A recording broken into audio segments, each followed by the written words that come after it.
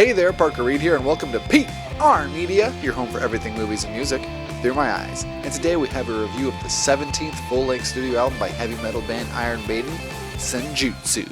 Senjutsu is the 17th full-length studio album by Iron Maiden, known for great albums like The Number of the Beast, Power Slave, and Peace of Mind. And the album comes in at 10 songs and about an hour and 20 minutes, and is the first album in 5 years since their 2016 release, The Book of Souls. Iron Maiden has been one of my favorite heavy metal bands ever since I first got into metal way back in the day. I really enjoy their anthemic style, and I enjoy a lot of their lyrical themes about battle and medievalness and just like sorcery. It's very cool, and I've seen them live a couple of times as well, so getting this new album was a blessing in 2021, and upon first listen, it kind of scared me. This album is only 10 songs long, but it clocks in at an hour and 20 minutes. This is a full double album, and that is a little bit scary for me because it follows up on a trend on the Book of Souls that I just didn't like very much. Iron Maiden really thrived in the 80s when they had albums that were mostly comprised of songs that are about 3 to 4 or 5 minutes long, and they had one long track at the end to make it even more epic. A few examples of that are like Rime of the Ancient Mariner from Power Slave and The Seventh Son of a Seventh Son from the same album of that name. So when they're peppered in their discography a little bit more, I think the albums are stronger and it gives them a little bit more diversity, but they embrace that way too much on this album.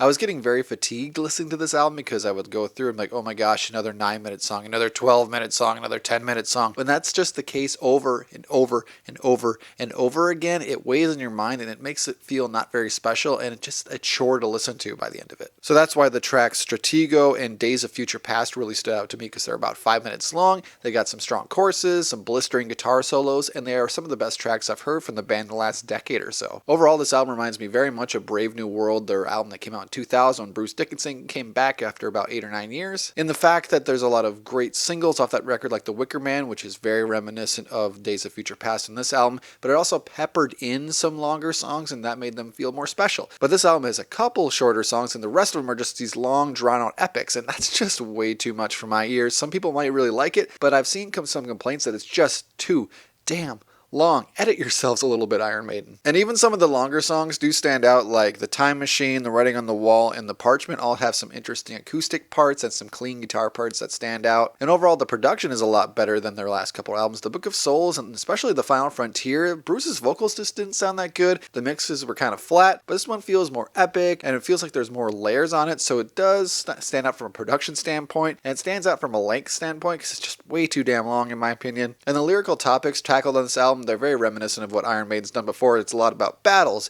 and history and blood and revenge, and that's basically what Iron Maiden's known for, and they're not going outside the box in this album. So overall, I enjoyed Senjutsu very much from Iron Maiden. I don't think it's my favorite album in their discography, but it is in the upper tier of albums since Bruce Dickinson came back in 2000. Doesn't compare anywhere near their 80s stuff, but I did enjoy it for what it was. Albeit if it was just a third shorter, an hour at the most, I think I would have enjoyed this record a lot more. But some of the better shorter songs are going to have it stick with me, and they're going to be going in my Apple Music playlists. So all that being said, I would give Iron Maiden's 17th full-length studio album Senjutsu a solid 7 out of 10. If they come in with a more concise album, a shorter and more to the punch record next time, I think I'm going to enjoy it much more. But this was an okay offering, and if they do a tour for it, obviously I'm going to go. Thank you so much for watching this video. If you liked what you saw here, you can check us out on Facebook or Instagram and like, comment, and subscribe if you so choose. My name is Parker Reed. You've been watching PR Media. Keep supporting physical media, and I'll see you next time.